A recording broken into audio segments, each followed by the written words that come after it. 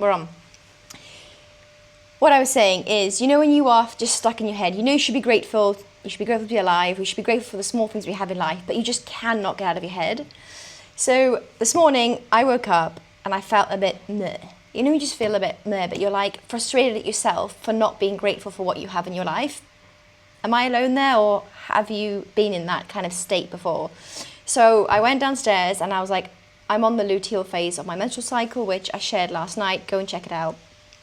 So when I'm in this phase, I know from a hormonal perspective that just feeling a bit out of sorts. I might be triggered more easily. Definitely don't make any big life-changing decisions at this time of my life, this period.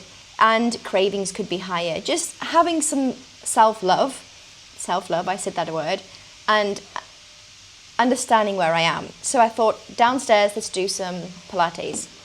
And again, let me know if you resonate with this. I went down and I was like, I cannot get out of the state. Like, I'm feeling like I'm just in my head. And then, again, let me know if this is what you do, is I then I caught myself, really grateful, I caught myself because I went into the, look at yourself in your mirror and start, you know, saying stuff about yourself, which you know isn't true. It's just because you're in that state. So guess what I did? And this is one of the 3 things I want to share with you today if you resonate with anything I've said. So, feeling stuck, 3 practical ways to help you get out of your head. Are you ready for this? Drum roll. Number 1, change your state. So you could have said, well, you went to the gym, so you were trying to change your state. Yes, when I got there, just wasn't feeling it. So what did I do? Jumped on the treadmill. I say jumped. I walked onto the treadmill and put it on just a mellow walking pace. I wasn't going for any kind of record or pushing myself to sweat. That was the old version of Nika. Punish myself, do more, right? I don't know what it is, but it comes down to some form of learned behavior where you punish yourself when you're not feeling good, and that goes back many years. My point being, I put on some really gangster rap music. Now, I'm sure there's many levels of gangster rap, but for me, it was some Eminem, it was some Gangster's Paradise, it was, have you heard the song called Thrill? And I was walking on the treadmill. Obviously, the gym is full, by the way. I'm not in the gym alone.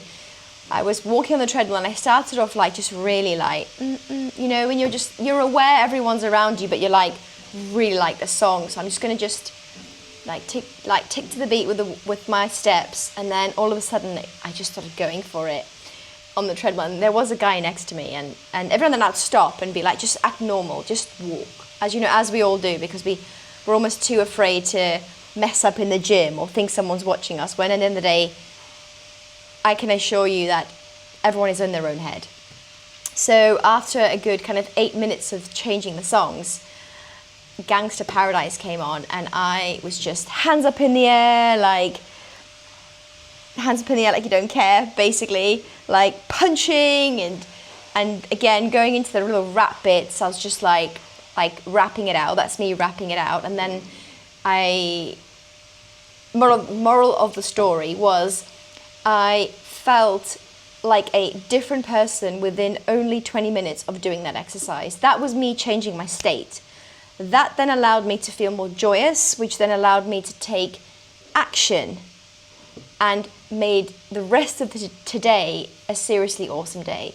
And that's what I just want to give you from a perspective shift, is in a world where so many of us can easily feel alone, can easily feel disconnected, can easily feel like we're the only one in the world who has these problems, we can then get very easily stuck into this mind field, this tree of thought. And this is actually taken from my dad, who has an amazing program called Power Therapy. Go and check it out online, on Google. It is an incredible program.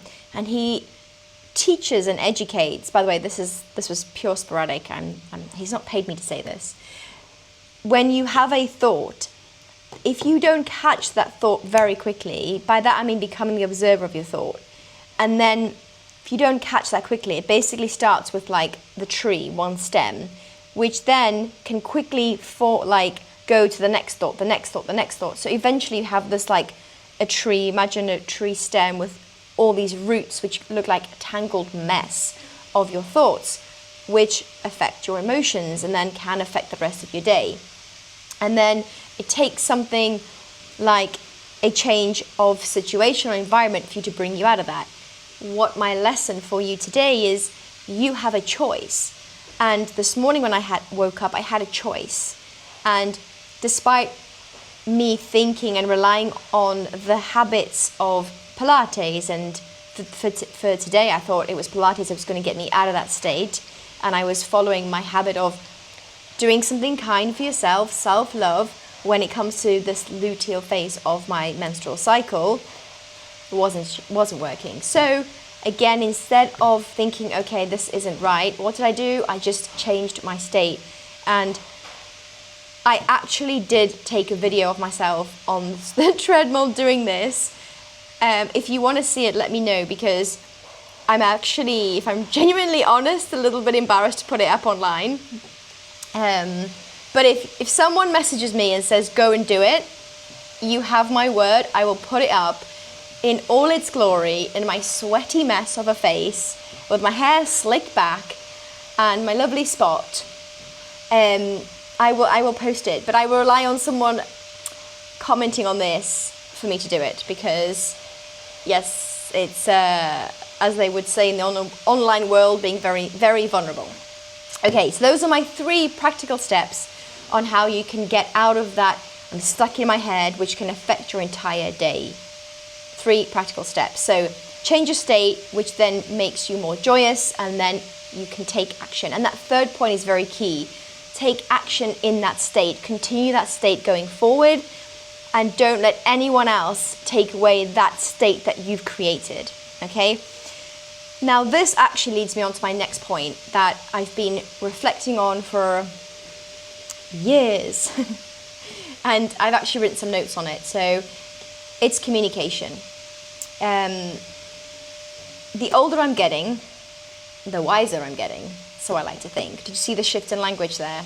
Instead of thinking, I'm old, things are changing, wrinkles are going to happen, You see how that stem of thought can quickly go down, down, down, down, down, and just make you feel awful about yourself. I caught myself quickly, and I went, the wiser I'm coming, with a smile on my face, because I'm changing my state. So I have noticed patterns and observations, especially when it comes to myself and the clients I'm working with, and even my family and friends, when we feel alone.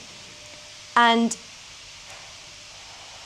in this world, everything is so fast-paced, okay? Technology is changing at a rate that is like hard to even comprehend.